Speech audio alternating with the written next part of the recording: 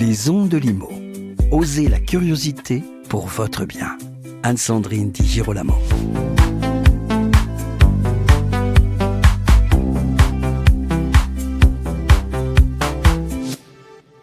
Amanda, retenez bien ce nom car il préfigure de changements intéressants sur la manière pour nos agents immobiliers de travailler et donc sur le ressenti de leurs clients en termes d'image et aussi d'efficacité.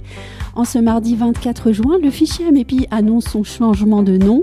Le fichier Amepi devient donc Amanda, mais ce n'est sans doute pas tout, comme va nous l'expliquer Bailly Khoury, président tout récemment élu. Alors, quelles sont les promesses de Amanda ? C'est tout de suite avec Bailly Khoury. Bonjour Bailly Khoury. Bonjour Sandrine. Créé il y a déjà 20 ans, le fichier Amepi change de nom. Alors pourquoi ce changement de nom maintenant ? Alors qu'en fait, la marque fichier Amepi semblait installée. Le changement de nom s'est imposé pour trois raisons. D'une part, le fichier Amepi, qui a été créé il y a un peu plus de 20 ans, a été créé par des professionnels pour les professionnels. Il a vécu très bien entre les mains des professionnels. Il fallait aujourd'hui que l'on commence à communiquer vers le grand public pour expliquer quel est ce service que les agents immobiliers adhérents à Amanda pouvaient apporter. Bien évidemment, si on gardait le nom de fichier Amepi, ça explicite rien, c'est des noms barbares, c'est interne, c'est technique. Donc nous avons travaillé pendant quelques mois pour trouver un nom qui pouvait ressembler à ce qu'est notre travail et le service qu'on apporte à nos clients. Et oui, il y a véritablement aussi dans le logo qu'on peut découvrir une vraie rondeur, quelque chose qui dit que les relations vont être fluidifiées. Oui, alors bien évidemment, c'est... Avec le client notamment. Hein. Oui, je pense qu'il y a sous le nom d'Amanda, il y a un visage, il y a pas seulement un nom, il y a un visage, il y a l'humanité. C'est à cela que Amanda ressemble à ce qu'est ou ce qu'était le fichier Amepi. La valeur qu'apportent les agents immobiliers ne changera pas en soi, elle va rester la même. On va construire sur nos acquis et notre histoire, mais on doit profiter de cette nouvelle identité pour donner un nouvel horizon, une nouvelle page qui se tourne au sein de ce fichier partagé de mandat exclusif. Alors, on parlera des clients tout à l'heure, mais j'aimerais qu'on revienne aux agents immobiliers qui sont les adhérents de l'association Amanda. Je lis dans le communiqué de presse que Amanda vise à devenir un réflexe pour tous les agents souhaitant élargir l'audience de leurs biens et satisfaire au mieux leurs clients. Comment vous, en votre qualité de président de l'association, vous comptez faire pour inviter les agents immobiliers qui ne sont pas encore adhérents à venir rejoindre l'association ? Alors, le réflexe, il ne se créera pas tout seul, ça c'est certain. Nous avons une équipe qui est en contact avec les agents immobiliers au quotidien pour leur expliquer l'intérêt pour eux, bien évidemment, et l'intérêt pour leurs clients. Moi, mon rêve, c'est qu'un agent immobilier aujourd'hui se dise... Oui, c'est une évidence que j'ai ce service au sein de mon agence, comme je peux avoir d'autres services.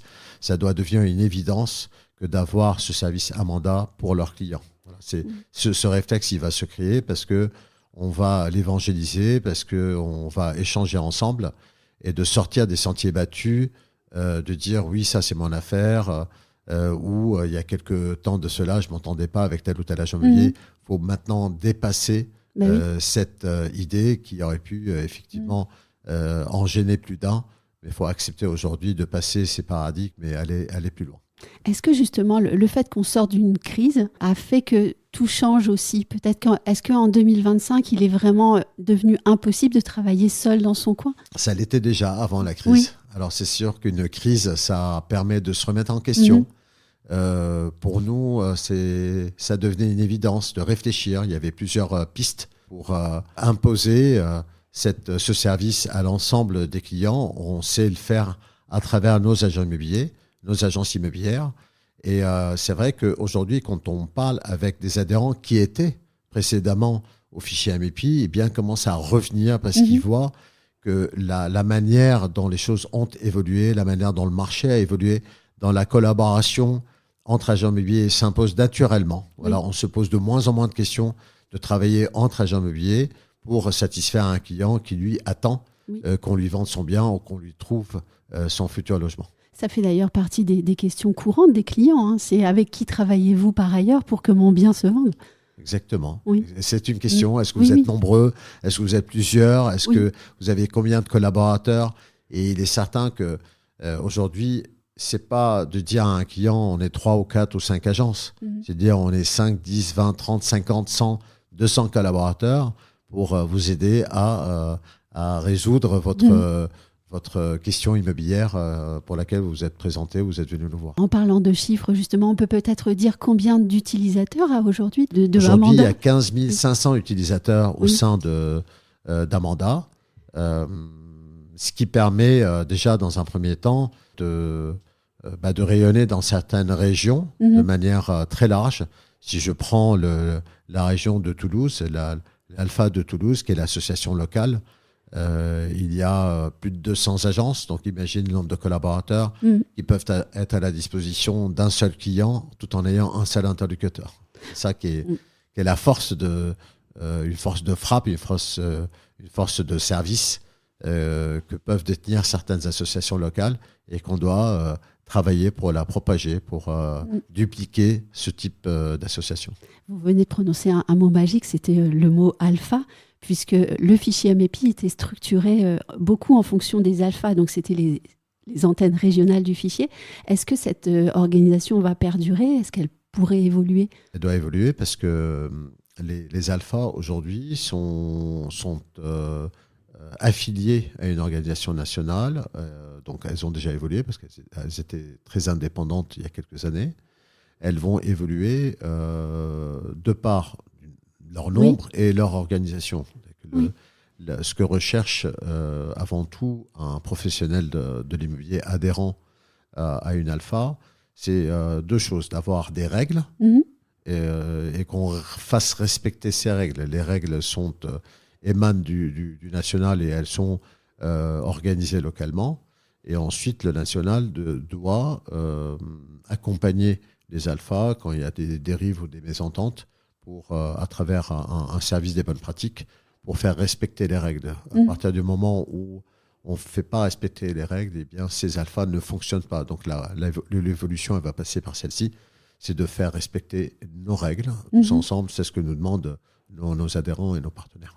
Mais la structure d'Amanda en alpha va continuer. Elle va continuer, c'est la même structure, bien évidemment, elle ne va pas changer. Elle va peut-être même donc s'amplifier au fond. Exactement. Dans le communiqué de presse, il est fait mention d'actions locales pour renforcer la notoriété d'Amanda. De quoi s'agit-il? Il y a deux manières de communiquer, où on se met en face d'une communication très descendante jusqu'au grand public, et là on risque de mettre beaucoup de temps. Ou alors on s'appuie sur nos forces locales pour faire 3 niveaux de communication. Une communication locale, pour eux c'est la base. Ils vont avoir beaucoup d'outils pour communiquer avec leurs clients à travers des vidéos, des dépliants, des outils digitaux. Les réseaux sociaux au niveau de l'alpha, et puis les communiqués ou les rencontres avec les journalistes sur le plan national. Donc c'est une combinaison d'outils, de moyens pour que Amanda se fasse connaître et l'intérêt du fichier partagé soit connu. Donc l'objectif, c'est qu'à terme, un client puisse dire moi je travaille avec telle agence et je veux absolument qu'Amanda soit là à mes côtés aussi. Je le dis avec humour, mais... Oui, l'idée, alors c'est toujours une idée et il faut qu'elle soit peut-être au départ un peu farfelue pour qu'elle devienne réelle, une espèce de rêve, que le client dise moi si je veux vendre ou si je veux acheter mon bien, je voudrais me servir d'un mandat. Voilà, je voudrais m'adresser à une agence qui a ce service-là et qui peut me l'apporter. Et oui. Justement, on n'a pas encore évoqué le client et pourtant c'est la partie essentielle de la relation contractuelle. Comment est-ce que vous allez servir le client? Est-ce qu'il y aura des actions qui vont être prises pour que ce client soit parfaitement conscient de ce que Amanda va lui apporter? Oui, ça va passer par par une organisation qui a plusieurs niveaux. La première chose qu'on doit faire, c'est de former nos collaborateurs, former les collaborateurs dans les agences.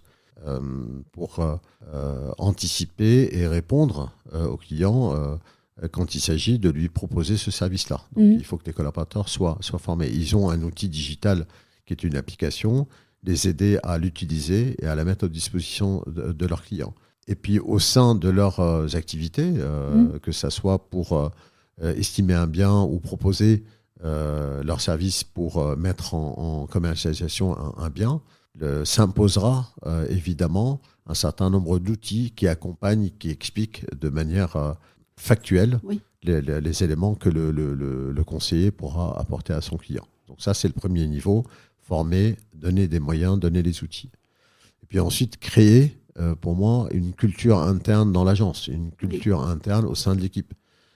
S'il n'y a qu'un seul collaborateur qui utilise le service Amanda, évidemment, ça ne sera pas connu par l'ensemble de leurs clients. Oui. Ça n'a aucun sens.